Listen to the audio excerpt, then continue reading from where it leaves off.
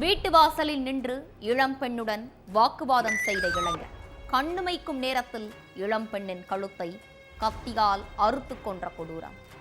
Cellphone நம்பரை trace செய்து கொலையாளியை கைது செய்த போலீஸ். இளம்பெண்ணை கொலை செய்த நபர் யார்? நடந்தது என்ன?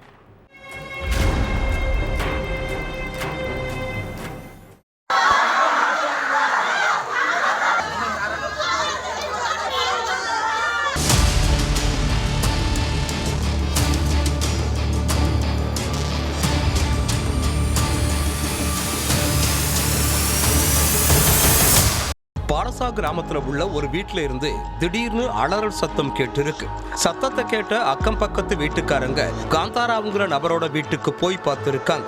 அங்க காந்தாராவோட மகள் பவித்ரா கழுத்து அறுக்கப்பட்ட நிலையில ரத்த வெள்ளத்துல உயிரிழந்து கிடந்திருக்காங்க. இத பார்த்து அதிர்ச்சி அடைந்த கிராம மக்கள் போலீஸ் ஸ்டேஷனுக்கு போன் பண்ணி தகவலை சொல்லி இருக்காங்க. உடனடியா சம்பவ இடத்துக்கு போன போலீஸ் சடலத்தை மீட்டு போஸ்ட்மார்ட்டத்துக்கு அனுப்பி வச்சாங்க. அடுத்து பவித்ராவை கொலை செஞ்சது யாருன்னு அவங்களோட தாய் லட்சுமி கிட்ட கேட்டு இருக்காங்க. அதுக்கு என் கணவரோட அக்கா மகன் உமாசங்கர் தான் என் மகனை கொன்னுட்டான்னு சொல்லி அழுது இருக்காங்க.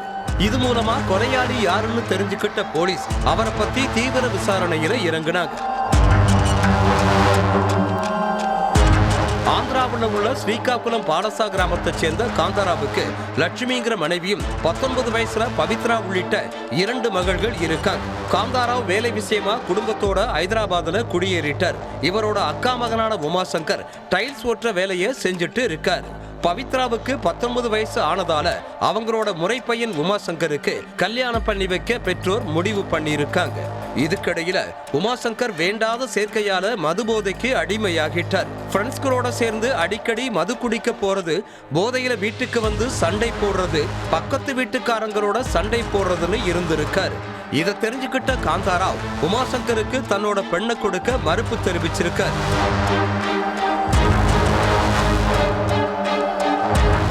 இதனால கடும் கோபமான உமாசங்கர் காந்தாராவுக்கு போன் பண்ணி, இதுக்கப்புறம் நான் ஒழுங்கா இருக்கேன், கரெக்டா வேலைக்கு போறேன், இனிமே மது குடிக்க மாட்டேன்னு சொல்லி இருக்காரு. அதுக்கு காந்தாராவ், உன்னை ரொம்ப நல்ல பையன்னு நினைச்சுதான் என் பொண்ணை கொடுக்க சம்மதிச்சேன். ஆனா நீ இப்படி குடிச்சிட்டு ஊதாரியா இருப்பேன்னு எனக்கு தெரியாம போச்சு.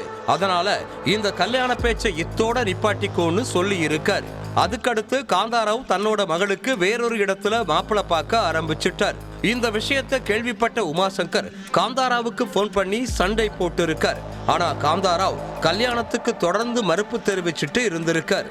இதனால மன உளைச்சலுக்கு ஆளான உமாசங்கர் தனக்கு கிடைக்காத பவித்ரா வேற யாருக்கும் கிடைச்சிடக்கூடாதுன்னு நினைச்சு அவங்கள கொலை பண்ண திட்டம் போட்டு இருக்கார். சம்பவத்தன்னைக்கு பவித்ராவும் அவங்க அம்மா லட்சுமியும் மட்டும் வீட்டுல இருந்திருக்காங்க. அந்த நேரத்துல பவித்ராவோட வீட்டுக்கு போன உமாசங்கர் வீட்டு வாசல்ல நின்னு அவங்க கிட்ட வாக்குவாதம் பண்ணி இருக்கார். பவித்ராவோட அம்மா வீட்டுக்குள்ள இருந்திருக்காங்க. இதுதான் சரியான நேரம்னு நினைச்ச உமாசங்கர் மறைச்சு வச்சிருந்த கத்தியை எடுத்து பவித்ராவோட கழுத்தை அறுத்து கொலை செஞ்சுட்டு அங்கிருந்து தப்பிச்சு போயிட்டார்.